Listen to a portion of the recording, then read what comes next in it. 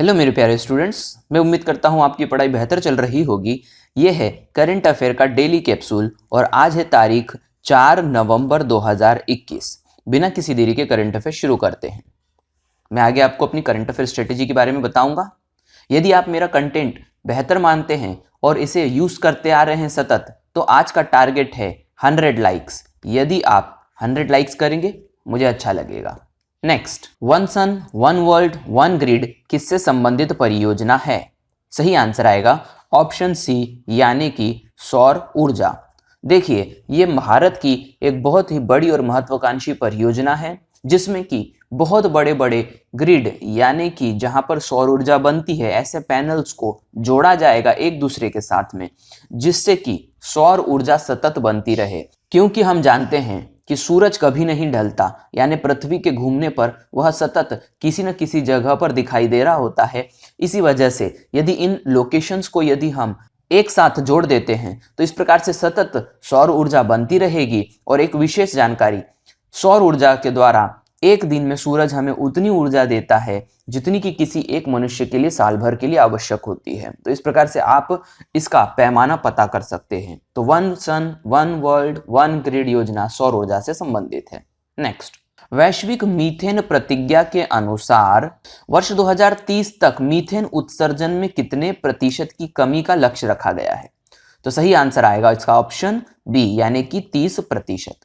देखिए, 30% मीथेन में हम रिड्यूस कर देंगे, यानी कि 30% मीथेन को इमिशन को यानी कि उत्सर्जन को हम कम कर देंगे। और ये कहां पर निर्णय लिया गया है अभी मैं आगे बताऊंगा। कोप 26, इस बारे में मैं बताते आया हूं पिछले वीडियो से कि ये क्या है, इस वीडियो में फिर बताऊंगा।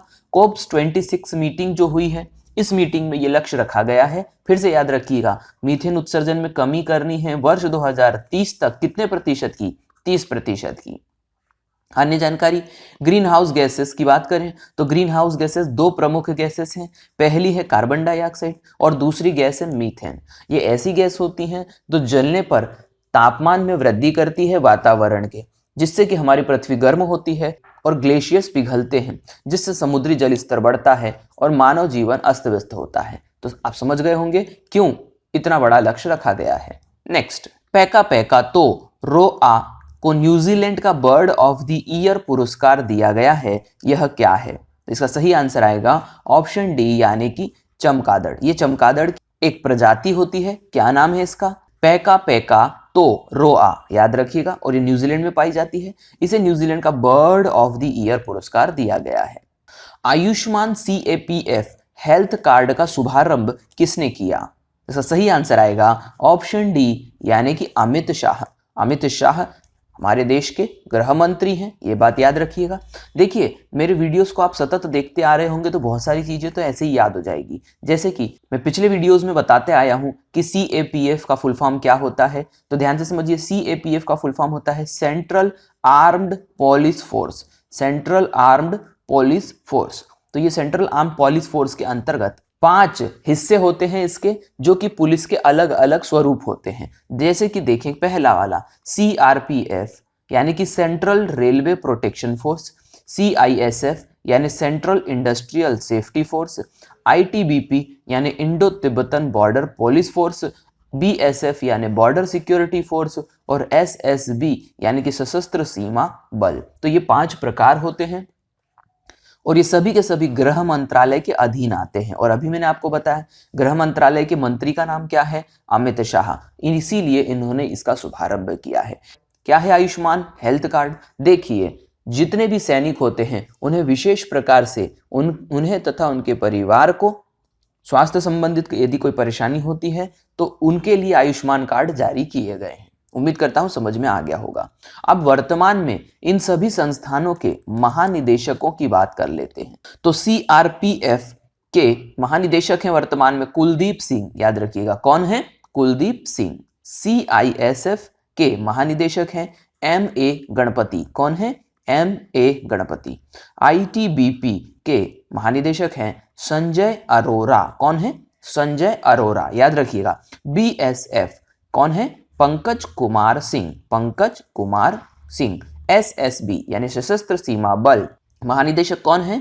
कुमार राजेश चंद्र। कुमार राजेश चंद्र। ध्यान से समझिए, पिछले वीडियोस में मैंने क्वेश्चन बताया था आपको, किस एक CAPF के हिस्से की शक्तियां बढ़ाई गई है, तो इसका सही आंसर आएगा BSF यानी बॉर्डर सिक्योरिटी फोर्स की अभी शक्तियां बढ़ाई गई थी। नेक्स्ट देखिए, मैं आपको अपनी करंट अफेयर स्ट्रेटेजी के बारे में बता देता हूं।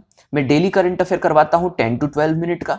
इसके बाद में मैं वीकली करंट अफेयर करवाता हूं, जिसमें मैं डेली करंट अफेयर का रिवीजन करवाता हूं, और साथ ही साथ कुछ एक्स्ट्रा यदि पॉइंट्स मुझसे छूट गए होंगे तो मैं उन्हें वीकली करंट अफेयर में इंक्लूड कर लेता हूं। साथ ही साथ मैं मंथली करंट अफेयर भी करवाता हूं, जिसमें कि मैं मंथली करंट अफेयर में PDF अवेलेबल करवाता हूं, और साथ ही साथ डेली वीकली का रिवीजन करवाता हूं, और साथ ही साथ यदि कोई अतिरिक्त पॉइंट फिर छूट गया है तो उसे मैं मंथली में इंक्लूड कर लेता हूं। इस प्रकार से सिर्फ एक ही चैनल के ऊपर आपके पूरे करंट अफेयर के डाउट्स क्लियर हो जाएंगे और बहुत अच्छे से याद होगा, क्योंकि मैं 3-3 बार रिवीजन करवाता हूं।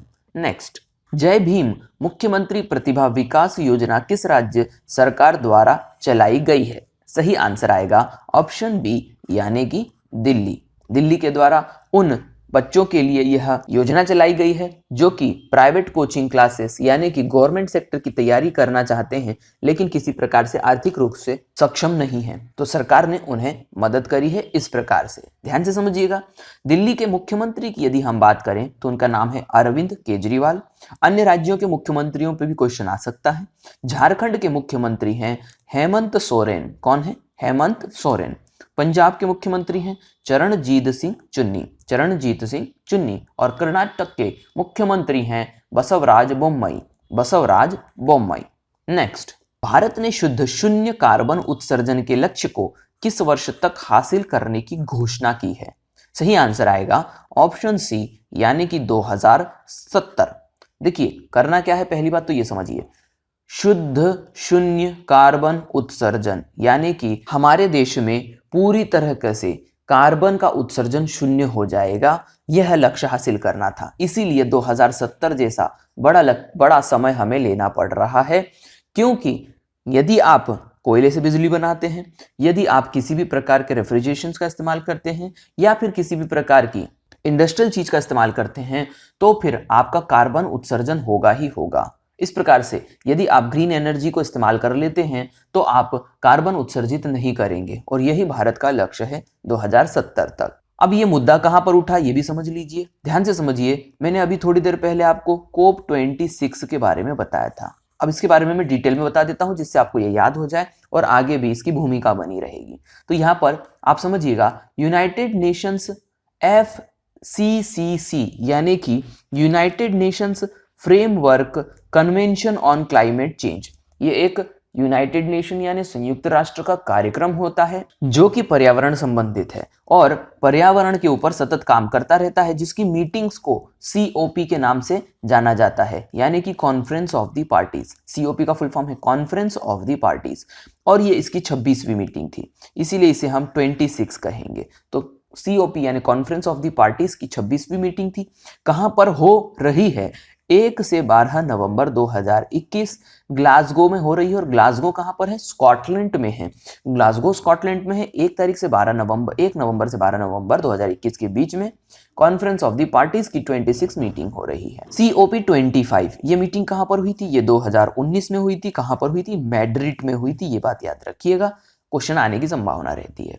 नेक्स्ट, हाल ही में चीन में व्यापार बंद करने वाली दूसरी कंपनी कौन सी है? सही आंसर आएगा ऑप्शन सी यानी कि याहू। याहू एक प्रकार का सर्च इंजन है और ईमेल प्लेटफॉर्म है जो कि चीन में अब अपना व्यापार बंद कर रहा है। क्यों कर रहा है? देखिए, चीन एक ऐसी बंद अर्थव्यवस्था है, एक ऐसा बंद देश है जहां पर कि आप सरकार के खिलाफ कुछ भी नहीं बोल सकते और सब कुछ आपको सरकार को बता के करना होगा।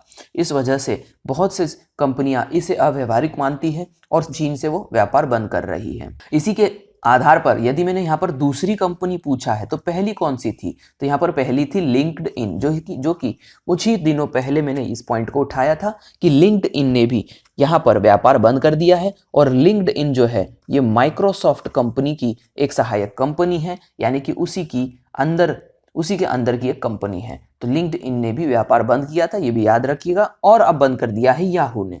नेक्स्ट, भारतीय टीम के नए मुख्य कोच कौन होंगे? सही आंसर आएगा ऑप्शन डी यानी कि राहुल द्रविड़। ये रहे राहुल द्रविड़। ध्यान से समझिए, रवि शास्त्री भी यहाँ पर ऑप्शन में है, लेकिन ये अभी वर्तमान के कोच हैं। ये रहे रवि शास्त्री, तो रवि शास्त्री वर्तमान कोच हैं और आने वाले समय में कोच होंगे राहुल द्रविड़। नेक्स्ट, आरबीआई द्वारा किस नए बैंक को एक्सचेंज बैंक का दर्जा दिया गया है?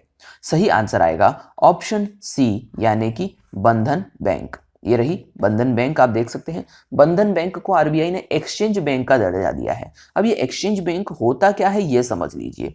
देखिए, जिस प्रकार से एक आम आदमी को अपने पैसे को देने के लिए बैंक की जरूरत पड़ती है, आदान प्रदान करने के लिए बैंक की जरूरत पड़ती है, उसी प्रकार से सरकार जो टैक्स लेती है जैसे कि वेट, जीएसटी और आदि, इसे भी उसे व्यक्तियों से या भारत की जनता से लेना पड़ता है और वह इस प्रकार का व्यापार एक्सचेंज बैंकों से करती है। इसीलिए आरबीआई ने कुछ बैंकों को एक्सचेंज बैंक का दर्जा दिया है। सभी बैंकें नहीं होती, कुछ बैंकें होती हैं जिनमें अब एक नई बैंक होंगी, बंधन bank.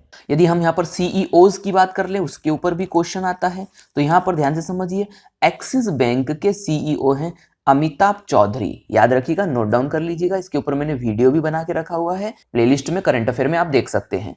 Axis Bank Amitabh Chaudhary. ICICI Bank के सीईओ हैं संदीप बख्शी। कौन है? संदीप बख्शी। देखिए, बंधन बैंक के सीईओ हैं चंद्रशेखर घोष और नाबार्ड बैंक के सीईओ हैं जीआर चिंदाल। तो यहाँ पर मैंने सभी सीईओ भी बता दिए। देखिए, आप ये मत समझिए कि मैं सिर्फ 9 क्वेश्चन करवा रहा हूँ, मैं कम से कम 30 to 40 क्वेश्चन करवाता हूँ। नोट डाउन इसको करते चलिएगा, आपका जीके बहुत अच्छा हो जाएगा। नेक्स्ट, जैसा कि मैं हमेशा कहता हूं कि रिवीजन ही सफलता की चाबी होती है। आप कितना पढ़ते हैं ये महत्वपूर्ण नहीं है, आप कितना अधिक रिवीजन करते हैं ये महत्वपूर्ण है। पिछले वीडियो के कुछ क्वेश्चंस को रिवाइज कर लेते हैं। भारतीय सेना के स्टिल्थ फ्रिगेड जहाज तुशील को कहां लॉन्च किया गया? सही आंसर आएगा रूस। हाल ही में अहमद शाह अहमदजाई का निधन हो गया, वे किस देश के पूर्व प्रधानमंत्री थे? सही आंसर आएगा अफगानिस्तान। तीसरा, 5वें गंगा उत्सव का शुभारंभ किसके द्वारा किया गया? सही आंसर आएगा Gajendra Singh Shekhawat. Next, Oxford English dictionary द्वारा किस शब्द को वर्ड ऑफ द ईयर घोषित किया गया है? सही आंसर आएगा वैक्स यानी वैक्सीन। विश्व बधिर चैंपियनशिप में भारत के किस राज्य की टीम ने पहला स्थान प्राप्त किया है? सही आंसर आएगा जम्मू कश्मीर। मैं उम्मीद करता हूं सभी जवाब आप सोच पाए होंगे। आज के सवाल की यदि हम बात करते हैं तो आज का सवाल है, ग्लोबल हंगर इंडेक्स 2020 की सूची में भारत का क्या स्थान था? याद रखिएगा, 2020 में भारत का स्थान क्या था, यह आपको जवाब देना है। कमेंट जरूर करिए। कमेंट जब आप करते हैं तो मुझे पता चलता है कि आपकी तैयारी कितनी बेहतर चल रही है, साथ ही साथ एक अच्छा एंगेजमेंट बनता है। यदि आपने अभी तक चैनल सब्सक्राइब नहीं करा है तो चैनल को सब्सक्राइब कर दीजिए, बेल आइकन बटन को दबा दीजिए, जिससे सभी नोटिफिकेशन आपको मिलते रहे। मैं जीके के अलग अलग वीडियोस बनाता हूं जो कि स्टैटिस्टिक्स पर भी आधारित होते हैं और आपको मदद करते हैं। तो स्वस्थ रहिए, मस्त रहिए, मिलते हैं नेक्स्ट वीडियो में।